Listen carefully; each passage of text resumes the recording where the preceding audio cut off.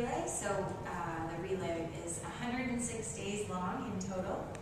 As I mentioned, we'll be here in Taber on day 80, so less than a month to go to the opening ceremony in Vancouver.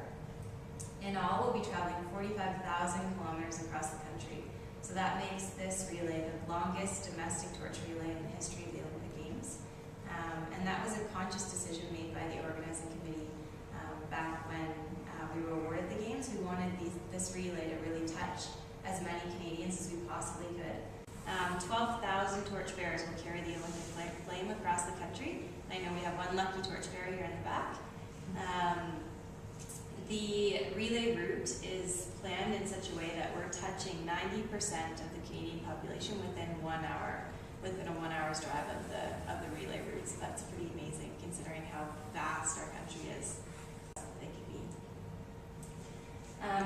Just a little bit about our torchbearers. As I mentioned, there's 12,000 torchbearers in total. The vast majority of these torchbearers were selected through Coca-Cola and RBC's public programs, which they ran online. So Coca-Cola's program was shaped all around asking people how they live positively in their everyday lives, so how they live sustainably and live healthy, active lives, and how they encourage others to do so as well.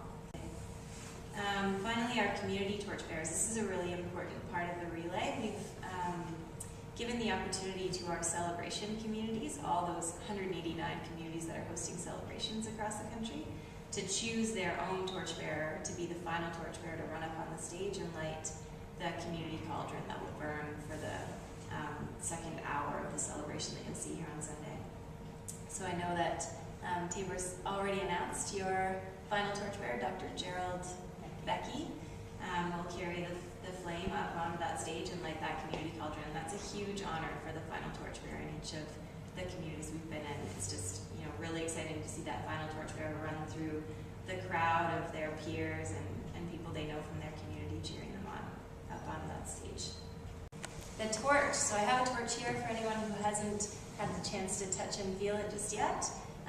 Feel free to come up and take your picture with it later on if you like. It's designed and manufactured by Bombardier. 12,000 torches will be manufactured overall, so each torchbearer will carry their own torch, and they have the opportunity to purchase and keep that torch after their run if they choose. The design itself is inspired by the lines that are left in the snow and ice from winter sport like skiing and skating, as well as Canada's landscape. And if you come and look at it a little bit more closely, it has our Games motto engraved in the front of it with glowing hearts, or the French version, de plus brillant exploit, my bad French accent. And then we have the maple leaf. The red maple leaf here is a dual purpose. It's an air intake, but obviously a very well-known symbol of Canada. And we always tell the torchbearers, when we tell them how to hold the torch, we tell them to carry it with the maple leaf closest to their heart. And then it's a huge flame that comes out of the torch, comes out all the way from the top down to this maple leaf down here, and it flies like a flag blowing in the wind. So it's pretty beautiful. Understanding of the scope of the relay than I can describe.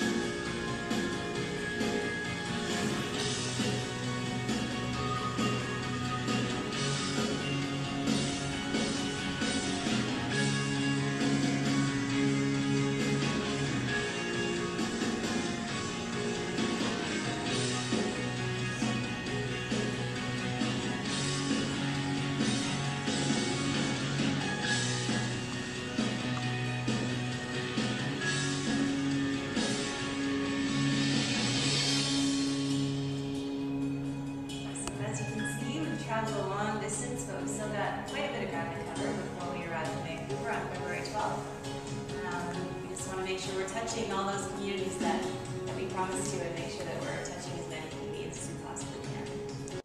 As I mentioned before, we'll be traveling from Medicine Hat to Lethbridge on Sunday. So we'll be leaving Medicine Hat at about 8:30 in the morning. We'll be traveling through 9 communities on this day, and we'll be running 131 torchbearers on this day. So 15 individual torchbearers will run in Taber, as well as 1 team of torchbearers, which I'll get into in a little bit more detail. So the lunch celebration will be here in Taber, and the evening celebration will be in Lethbridge. I'll get into a little bit more detail about the route specifically here in Taber. So as I mentioned, we'll be running 15 torchbearers leading up to the lunch celebration, with the final torchbearer being Dr. Gerald Becky, who will run onto the stage and light that community cauldron. The route detail is available on our website. This is actually a screenshot of Vancouver2010.com, and you can zoom right in and see the street detail and the timings for when we'll be in each of these places. But just to give you a little bit of an overview, we'll be arriving in town and starting the first torchbearer at 11:50 on 52nd Avenue at 57th Street. And then we'll be looping around up 56th Street, across 62nd Avenue, and then down 50th Street, all the way to 50th Avenue, and then looping back to the celebration site, which will be just out here in the parking lot. Just by the administration building, we'll have the stage, and then we'll have all the sponsor setups and everything going on right in this parking lot right out here. The flame will arrive on stage at the celebration at 12:30 p.m. And we'll have the team of torchbearers depart off the stage at 1:30 p.m. And they'll be the final team that will finish the relay in Taber, and then we'll capture the flame back into our lantern and convoy to the next community. So to go into a little bit more detail about the celebration in particular, as I mentioned, the celebration site will be right up here in the parking lot. We'll have a number of things going on. We bring in quite a professional looking stage setup. It takes us about 4 or 5 hours to set it all up. So we'll arrive here around 6 in the morning, roll in with our stage trucks, and then you'll see over the next few hours our stage going up. And then RBC and Coke have really impressive setups as well, with interactive displays and giveaways and music and all sorts of exciting things going on. And Hudson's Bay Company will also have, as I mentioned before, a trailer with Canada Olympic gear that they'll be selling, including those red mittens. So I'm going to pass it over to Alin to talk specifically about some of the content and some of the performances that you can look forward to seeing here on Sunday during the celebration. Okay, so are we just talking on the stage or the rest of the day as well? Particularly on the stage, we're going to actually be starting off our community portion with the Taber Community Choir, which is made up of, I think, 40 members of the community. We'll be doing 2 numbers. Then they're going to be followed by the Bad Dance Troupe doing their classic penguin dance. Those are kids, I think, ages 12 to 17, so it should be an interesting event to watch.